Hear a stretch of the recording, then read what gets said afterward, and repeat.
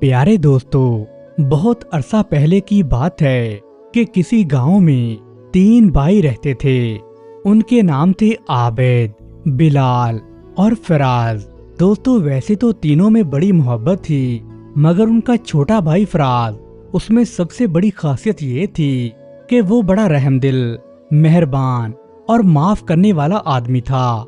एक दिन बड़े भाइयों आबिद और बिलाल के दिल में आया कि करीब और दूर के मुल्कों में मालूमात हासिल करने के लिए हमें सफर करना चाहिए, ताकि हमारा तजर्बा भी बढ़े और आसपास के इलाकों में हमारी जान पहचान भी बढ़ जाए।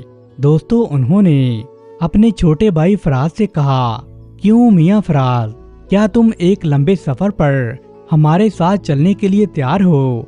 हम चाहते हैं कि हम सारी जमीन का चक्कर लगाएं और यहाँ अपने गाँव में कुएं के मेंढक की तरह ना रहें, दुनिया घूमें, इधर उधर सैर करें और चल फिर कर जिंदगी के मजे लूटें, जिंदा रहने के तौर तरीके देखें, तरह तरह के परिंदे और हर तरह के मैदानों और पहाड़ों का नजारा अपनी आंखों से करें और लोगों की तबीयतों से वाकिफ हों कि वो अपने इलाकों में किस तरह रहते हैं और उनकी सकाफत क्या है, वो किस तरह के खाने खाते हैं।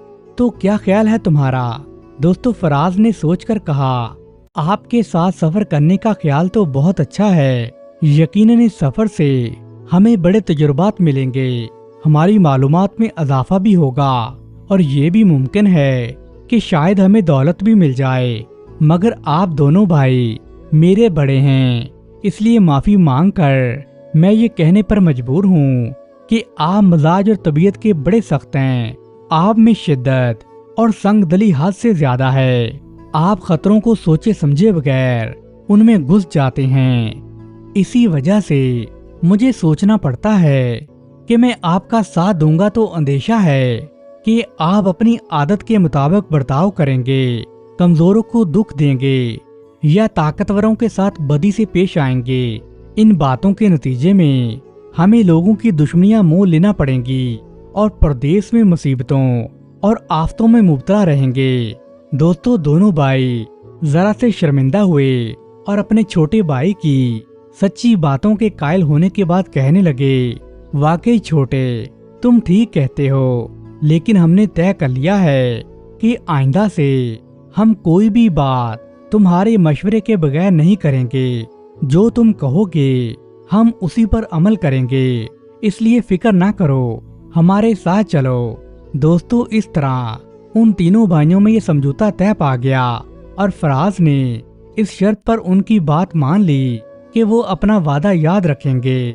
चुनाचे अब तीनों भाइयों ने सफर शुरू कर दिया।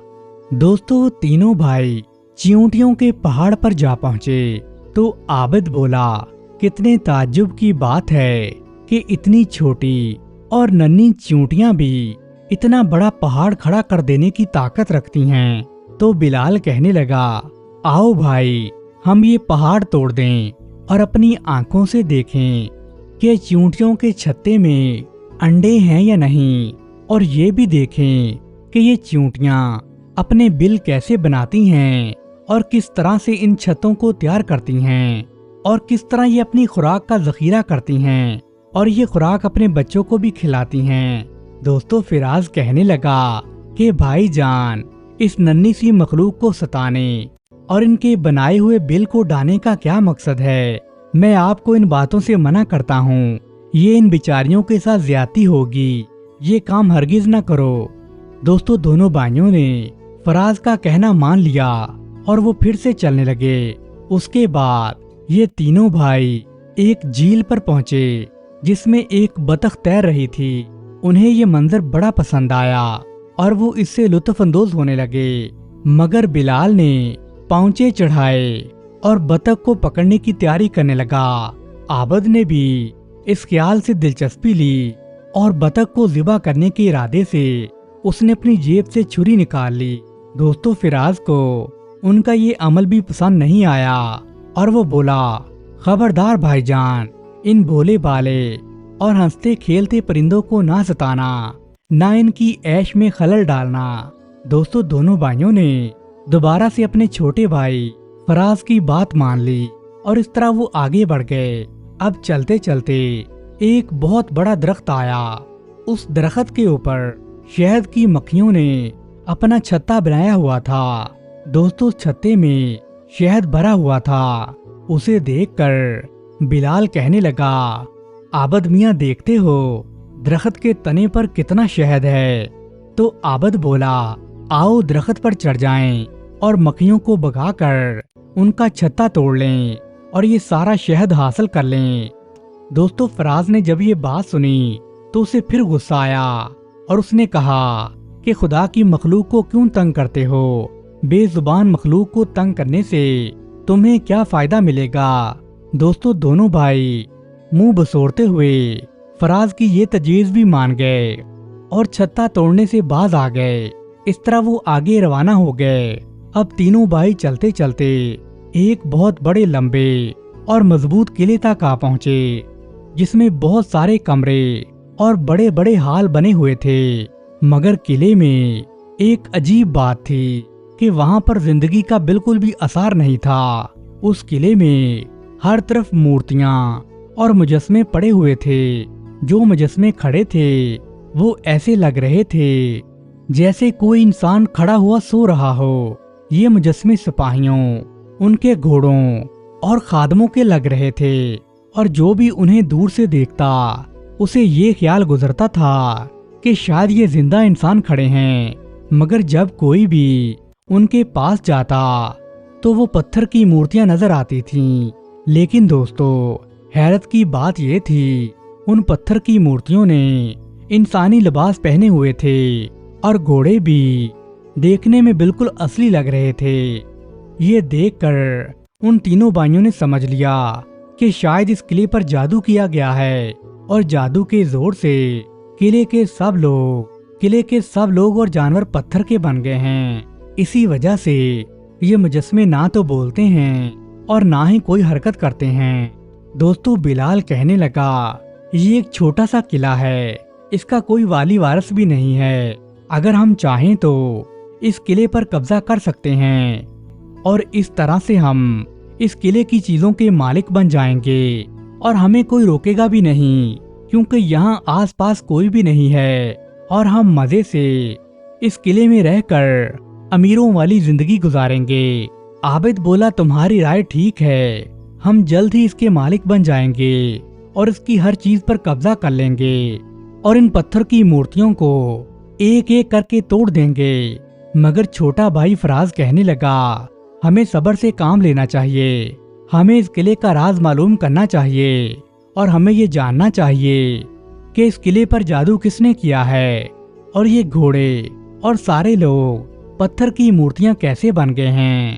اور اس طرح سے قلعے پر قبضہ کرنا شریف آدمیوں کو زیب نہیں دیتا کہ کسی کے مالک سے ناجائز طریقے سے اس کی چیز کو چھین لیا جائے۔ بہتر یہ ہے کہ ذرا قلعے میں چل پھر کر معلوم کریں کہ آخر اس کا راز کیا ہے، اور جا کر دیکھیں کہ شاید کوئی انسان زندہ بچا ہے کیا۔ دوستو دونوں بھائی اپنے چھوٹے بھائی فراز کے مشورے سے متفق ہو گئے، اور اس کے بعد سب مل کر قلعے کے کمروں کا باری باری جائزہ لینے لگے۔ کافی دیر کے بعد انہیں وہاں پر کچھ نہیں نظر آیا۔ وہ بڑے حیران ہوئے، یہاں تک کہ انہیں ایک بند کوٹھڑی ملی۔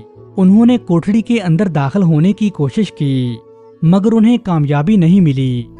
دوستو عابد اس کوٹھڑی کے دروازے کے سوراخ سے جھانکنے لگا۔ اس نے اندر دیکھا کہ ایک ٹھینگا اور بڑا آدمی جو چھوٹے بچے کی طرح دکھائی دے رہا تھا، وہ کوٹھڑی میں ایک کھانے کی میز پر بیٹھا ہوا تھا۔ لیکن جب اس نے غور سے دیکھا تو وہ آدمی حرکت کر رہا تھا۔ وہ سمجھ گیا کہ یہ کوئی پتھر کی مورت نہیں ہے بلکہ زندہ آدمی ہے۔ اس طرح عابد نے دروازہ کھٹکھٹانا شروع کر دیا۔ اندر بیٹھے آدمی نے اس کی طرف بالکل بھی توجہ نہیں دی۔ اس نے اپنے بھائی بلال کو اشارہ کیا اور اسے کہا کہ بھائی اس سوراخ سے اندر جھانک کر دیکھو، وہ سامنے ایک آدمی بیٹھا نظر آ رہا ہے۔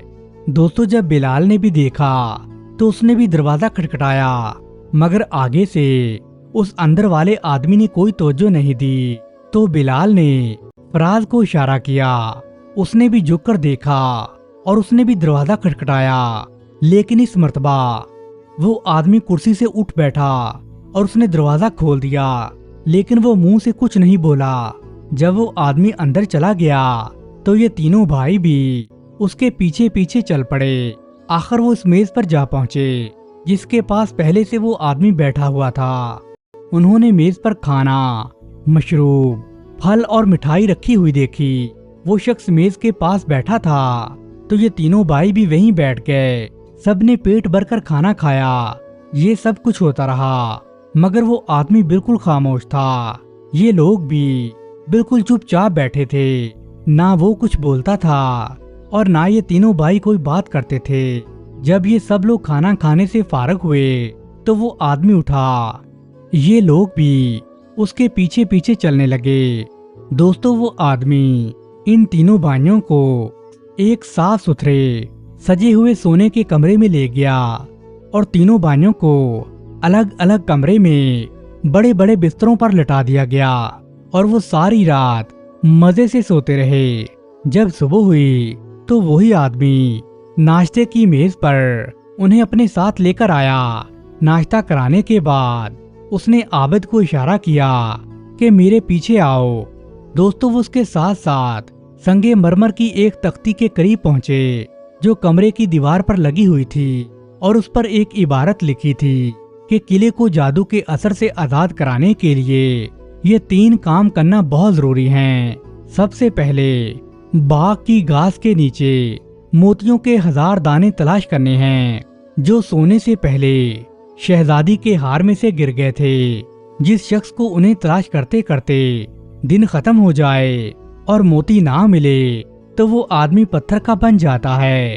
عابد جلدی جلدی سے بھاگا، باغ میں چلا گیا اور وہ 1000 موتیوں کو تلاش کرنے لگا۔ وہ صرف 100 موتی تلاش کر سکا کہ دن ختم ہو گیا اور دوستو، اس طرح عابد اپنی جگہ پتھر کی مورتی بن کر رہ گیا۔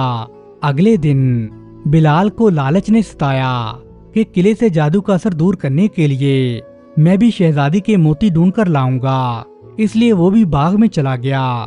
دوستو، باغ میں بڑی بڑی گھاس اگی ہوئی تھی اور اس گھاس میں موتی بکھرے پڑے تھے، لیکن اس موتیوں کو تلاش کرنا کوئی آسان کام نہیں تھا۔ اس بیچارے نے بھی بڑی کوشش کی لیکن کوئی فائدہ نہیں ہوا۔ اس کو صرف 50 موتی ہی مل سکے۔ اس طرح جب دن ختم ہوا تو بلال بھی اپنے بڑے بھائی کی طرح پتھر کی مورتی بن گیا۔ دونوں بھائیوں پر جو گزری تھی فراز نے اس کا بڑا اثر لیا، لیکن اس بیچارے نے ہمت نہیں ہاری۔ تیسرے دن وہ خود نیچے اترا تاکہ اپنے بھائیوں کو رہا کرانے کے لیے باغ سے 1000 موتی تلاش کرے۔ دوستو، فراز نے باغ میں پہنچتے ہی جلدی جلدی سے موتی ڈھونڈنا شروع کر دیے۔ جلدی جلدی کام کرنے کے باوجود بھی دوپہر تک فراز بھی صرف 50 موتی تلاش کر سکا۔ مایوسی سے اس بیچارے کا دل ٹوٹنے لگا۔ 2 بھائیوں کا انجام اس کے سامنے تھا اور وہ بڑا ڈر رہا تھا کہ میرا بھی شاید یہی انجام ہوگا۔ وہ بیچارہ باغ کی ایک چٹان پر بیٹھ گیا اور اپنے بھائیوں کی قسمت کو رونے لگا۔ دوستو، اس طرح سے بیٹھے ہوئے زیادہ دیر نہیں ہوئی تھی کہ اسے معلوم ہوا جیسے اس کے پیچھے سے کوئی چیز رینگ رہی ہو۔ اس نے غور سے دیکھا تو وہ کیا دیکھتا ہے کہ ایک چونٹی ہے۔ اس نے چونٹی کو یہ کہتے سنا کہ فراز غم نہ کرو، سورج ڈوبنے سے پہلے شہزادی کے ہار کے تمام 1000 موتی تمہارے ہاتھ میں ہوں گے۔ میں چونٹیوں کی ملکہ ہوں، تم نے مجھ پر بڑا احسان کیا تھا اور اس لیے میں تمہارے احسان کا بدلہ دینا چاہتی ہوں۔ دوستو، اسی لمحے ہزاروں چونٹیاں گھاس کے نیچے گھس گئیں اور ہار کے موتی تلاش کرنے لگیں۔ 1 گھنٹہ بھی نہیں گزرا تھا کہ 1000 موتی فراز کے سامنے جگمگا رہے تھے۔ فراز نے خوش ہو کر ان موتیوں کو اکٹھا کیا اور اس آدمی کے پاس لے گیا۔ اس آدمی نے فراز کو اشارہ کیا کہ میرے پیچھے پیچھے چلے آؤ۔ دوستو، فراز اس کے پیچھے پیچھے چلنے لگا۔ دوستو، وہ دونوں ایک جگہ پہنچے جہاں پر یہ عبارت لکھی ہوئی تھی کہ پہلی شرط تو پوری کر لی ہے، دوسری شرط یہ ہے کہ شہزادی کے کمرے کی کنجی جھیل کی گہرائی میں ہے، اسے وہاں جا کر تلاش کیا جائے۔ اگر 2 دن تک یہ کنجی نہ ملی तो फराज भी पत्थर का बन जाएगा। दोस्तों अगले दिन ही बेचारा फराज जल्दी जल्दी झील की तरफ रवाना हो गया। किनारे पर पहुंचते ही उसे दुश्वारी का एहसास होने लगा। उसने देखा कि झील बहुत चौड़ी है और इतनी बड़ी है कि उसके दूसरे सिरे तक पहुंचना बड़ा ही मुश्किल है। फराज की आंखों में आंसू आ गए और शाम भी सर पर थी। वो बेचारा बड़ा परेशान हो गया। इस मर्तबा भी एक आवाज ने उसकी हिम्मत बंधाई। उसने देखा कि पानी में एक बतख चलती हुई उसके पास आ रही थी और कहने लगी, शहजादे फराज गम न करो, सूरज गुरूब होने से पहले पहले वो कुंजी तुम्हारे हाथ में होगी। मैं बतखों की मलका हूँ। तुमने हम पर एहसान किया था और मैं उस एहसान का बदला चुकाने आई हूँ। दोस्तों फराज को थोड़ा इत्मीनान हो गया। उसी वक्त उसने देखा कि 1000 बतखें कुंजी को तलाश करने के लिए झील में डुबकियां लगा रही थीं और थोड़ी ही देर में एक बतख अपनी चोंच में एक कुंजी लिए हुए नजर आई। साहल पर जहां फराज खड़ा था उसने कुंजी वहां लाकर रख दी। अब वही बूढ़ा आदमी फिर आया और फराज के सामने अदब से सर झुकाकर बोला कि आप मेरे पीछे पीछे चलिए। दोस्तों फराज ने फिर ऐसा ही किया। जब वो एक जगह पर पहुंचे तो उन्हें वहां पर तीसरी तख्ती नजर आई जिस पर लिखा हुआ था कि तीसरी शर्त ये है कि तीनों सोई हुई शहजादियों के चेहरे गौर से देखो और देखकर पहचानो उनमें सबसे छोटी और सबसे खूबसूरत पांव किसके हैं। उनमें से जो सबसे बड़ी है उसने सोने से पहले हलवे का एक टुकड़ा खाया था। उनमें से जो शहजादी मंजली है उसने शक्कर का एक टुकड़ा खाया है। जो सबसे छोटी और खूबसूरत है उसने शहद खाया था। अगर तुमने तीनों बहनों के दरमियान में से छोटी शहजादी को पहचान लिया तो तुम कामयाब हो जाओगे, और अगर तुमने गलत शहजादी को चुना तो तुम भी पत्थर के बन जाओगे। दोस्तों फिराज बेचारा सोई हुई शहजादियों के पास चला गया और हैरानी की बात ये थी कि तीनों शहजादियों की शक्लें आपस में मिलती जुलती थीं, यानी वो तीनों जुड़वा बहनें थीं। और सोते हुए उन तीनों के सुनहरी बाल उनके चेहरों पर बिखरे पड़े थे। उन तीनों में से छोटी शहजादी को पहचानना बड़ा मुश्किल काम था। वो सब एक जैसी ही नजर आ रही थीं। अभी शहजादा फराज इसी सोच में गुम था कि मैं इनमें से छोटी शहजादी को कैसे पहचानूंगा कि उसके कानों के करीब से मक्खियों के बिनबनाने की आवाज आई। दोस्तों ये एक शहद की मक्खी थी। शहद की मक्खी शहजादे फराज के करीब आई और कहने लगी, फराज दिल छोटा ना करो, मैं शहद की मक्खियों की मलका हूँ। याद करो तुमने हम पर एहसान किया था और मैं उसी एहसान का बदला चुकाने आई हूँ। दोस्तों वो कहकर वो मक्खी उड़ गई और सोती हुई शहजादियों के मुंह पर बारी बारी से बैठी, और सूंघने के बाद जिस शहजादी ने शहद खाया था उसके होंठों की खुशबू से उसने उसे पहचान लिया। इस तरह फराज ने सबसे छोटी शहजादी को भी पहचान लिया और इस तरह तीनों शर्तें पूरी हो गईं। दोस्तों जादू टूट गया। किला जादू के असर से आजाद हो गया। सोई हुई शहजादियां भी जाग उठी थीं और सारे लोग जो मूर्तियां और पत्थर बन चुके थे उनमें भी जान आ गई थी। वो किला जो कुछ देर पहले बिल्कुल वीरानी का मंजर पेश कर रहा था अब उसमें चहल पहल नजर आ रही थी। जानदार और इंसान इधर उधर भाग रहे थे। दोस्तों आबिद और बिलाल भी जादू के जोर से रिहा हो गए थे।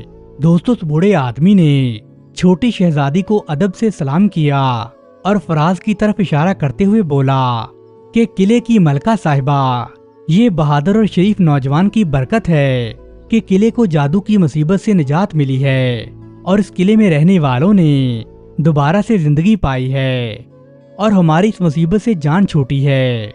और हमारा ख्याल यही है कि इस आदमी को किले का बादशाह बनाना चाहिए। हम सब इसके खैरख्वाह और वफादार रहेंगे। तो फराज कहने लगा, शहजादी साहिबा, मैं आपसे शादी करना चाहता हूँ। तो शहजादी बोली, ए दानिशमंद आदमी, मुझे शादी की खुशी तो तब होगी जब मेरी दोनों बहनें भी इस रिश्ते को पसंद करेंगी। दोस्तों उन दोनों बहनों ने फराज को पसंद कर लिया क्योंकि फराज ने उनके किले को दोबारा से जान बख्शी थी और उन्हें जादूगर से निजात दिलाई थी। इस तरह फराज की शादी چھوٹی شہزادی سے ہو گئی اور بعد میں فراز اس ملک کا بادشاہ بن گیا اور اس طرح سب ہنسی خوشی رہنے لگے۔ پیارے دوستو، اگر آپ کو یہ کہانی پسند آئی ہے تو ویڈیو کو لائک کریں اور اپنے دوستوں کے ساتھ شیئر کریں۔ شکریہ۔